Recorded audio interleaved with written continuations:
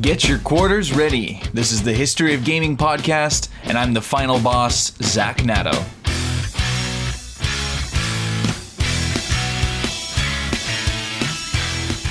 This podcast is a way to help shine a light on a popular video game franchise. We'll find out exactly how these games were made and learn things like what went right and what went wrong.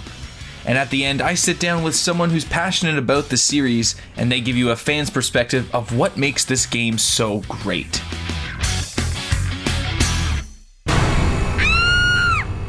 Have you ever wondered what's inside the walls of a twisted and terrifying asylum? Me neither. But sometimes, morbid curiosity can lead to a dark path with no way back. And that's the fundamental principle behind the survival horror game, Outlast. Developed in 2013 by Red Barrels, a video game company from Montreal, go Canada, the game was a huge commercial success for its mechanics, story, and the simple fact that everyone likes to get scared every now and then. It was hard to get this project off the ground, but once it did, the developers turned this game with an ambitious $1.4 million budget into a $64 million franchise after they sold 15 million copies of the game. But what's it really about? It's not all jump scares and gore, is it? Refreshingly, no, it's not. Outlast does a great job of slowly telling its story while also scaring the pants off of whoever's playing it. The game takes place in the Centennial State of Colorado, inside the not-so-welcoming Mount Massive Asylum.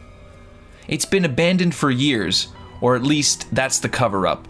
In the game, you play as Miles Upshur, a journalist who's been tipped off about secret experiments going on inside the asylum. When you get there, you find out that the experiments they're doing are a little more involved than a baking soda volcano. Armed with nothing but a video camera with night vision and your wits, your mission is to survive and document as much evidence as you can before escaping and revealing to the world what's really been going on at Mount Massive. But what is going on in there, I can hear you asking? Well, the abridged version, mad scientists have been experimenting on the former patients of the facility, causing them to become either horribly disfigured or causing them to become more insane. As you progress through the game, you realize more and more that something else is in this asylum, and it's not just rats or cockroaches, no, it's something far worse. I don't really want to give away too many spoilers about the story, so you're out of luck there, sorry. But honestly, the game itself is incredibly good at what it does. It throws you into countless horrifying scenarios, forces you to interact with scarily interesting characters, involved in an ever-evolving story where you're constantly guessing what's going on. And whether you're being chased by Chris Walker as he calls you his little pig, you were here, weren't you, little pig? I'll find all yours. trying to survive Richard Traeger's operating table. God died with the gold standard. We're on to a more concrete faith now. And that's what I'm here for. To make you believe. Or listening to Father Martin's haunting sermons about your greater purpose. I'm sorry, my son. I didn't want to have to do this to you. But you can't leave. Not yet. There is so much yet for you to witness. You're gonna have an interesting stay at Mount Massive Asylum. But to give you more of an idea of the experience of playing this, I asked my friend Mac, who's an expert in all things macabre, to help me out a little bit. He's introduced me to countless scary movies, and part of the reason why we're so close is we both love screaming loud with our friends from being scared. All right, are you ready for this? I can feel I can feel the goosebumps building already. I don't know. Yeah. All right. Just because we're talking about some scary stuff here, you know? Oh, yeah. That's why. I'm not nervous. No. So, Mac, thank you so much for being here, man. Like, you're like a horror expert, I would say. I think you're probably the most well-versed person I know in the genre itself. So what is it really that's like, do you think so? Is that fair to say? Yes, I think. Yeah. I do like horror movies and horror media in general, books, whatever. Movies, of course. When did you start really like getting into it initially? Definitely when I was like a kid and I just would watch like Saw movies with my friends. and I just wouldn't be able to sleep at night. I'd have nightmares all the time from watching a bunch of like horror movies. But That's a pretty big jump. Yeah, Saw is pretty intense. Yeah, but then when I was like a teenager, I just realized like I like it weirdly. I don't know if it's like because it's like a morbid fascination with something that like genuinely like scared me as a kid, like and like caused me like anxiety when I'm trying to sleep. But yeah, it's just like just started to really enjoy it, and now it's like the opposite. I'm like looking at things, trying to find things that actually scare me now, kind of. Okay, so you feel like you've seen almost too much, maybe? I've definitely seen too much, and it's like rarer. Yeah, it's rarer to actually be spooked by something at this point. Okay, well, let's talk about like what sort of things that you like about a horror movie. Like for me, you got to have like good sound, like or lack thereof, even if there's no sound, So what is it? What kind of things about horror movies that really grab you? I like how they used I guess this is like a song rather than sound itself, but tiptoe. It's effective though. It is effective. Yeah. Yeah. Even something so silly can come off as so sinister if it's presented the right way, Yeah. Yeah. Little pig. Exactly. Okay, perfect. Yeah. All right. Now we're there. Now we're ready. We're settled in. So you and I, Mac, we've played this game a bunch. Like we'd go to our friend Joe's house and we'd play in his basement, turn off all the lights. It was the perfect setting for a game like this. What sort of game mechanics in this game really stood out to you the most? I love the use of the camera in this and night vision, because you're exploring this creepy asylum, and most of the gameplay loop is really running away from dudes in the dark with your night vision and trying not to run out of batteries. So you're collecting batteries the whole time.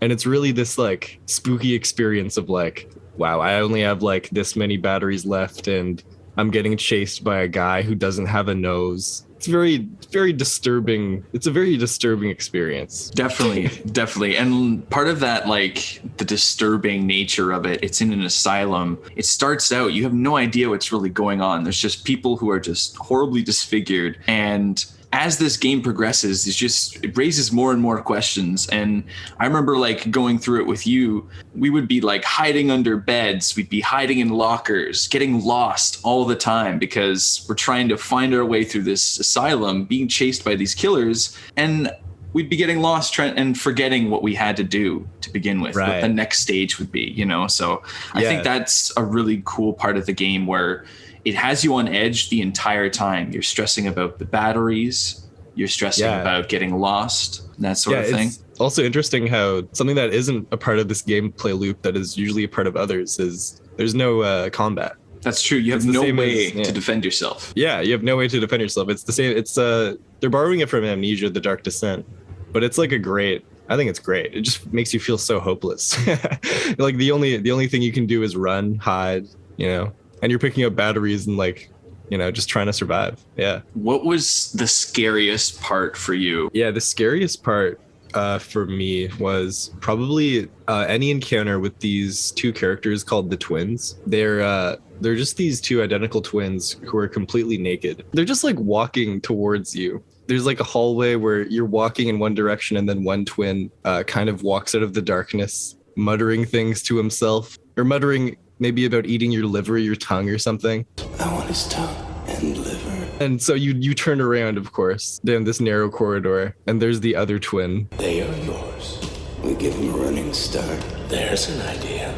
And when we kill him slow. Yeah, it's just creepy to be chased by two naked dudes. Yeah, that's the worst part about it. Yeah, you're right. The attention to detail in this game is something that I think they really do well, like just with all like the lighting, the shadows, and you said earlier, like with the night vision aspect. The lack of lighting.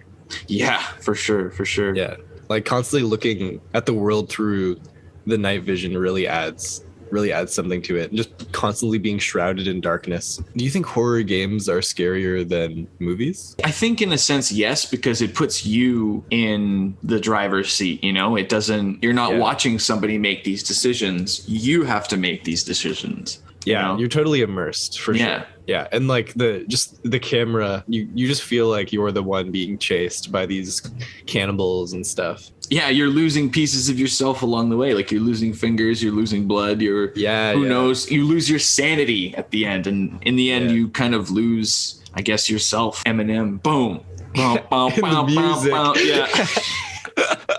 But, I think this is really like a top 10 game for me, just in how much it immerses you in the horror. You're terrified from start to finish. You never stop moving. The moments where it just feels like you're where you shouldn't be, like recording things that you shouldn't see. It just feels so cursed. Another detail I like about this game is you're just so uncertain about every new room that you step into. It's true, yeah. Like you never know what's behind every corner, where you can hide. And especially when you see a place that you can hide, you know something's about to happen. Oh, yeah. And like, your mind starts to rage. Yeah, there's too many beds for me to hide under here.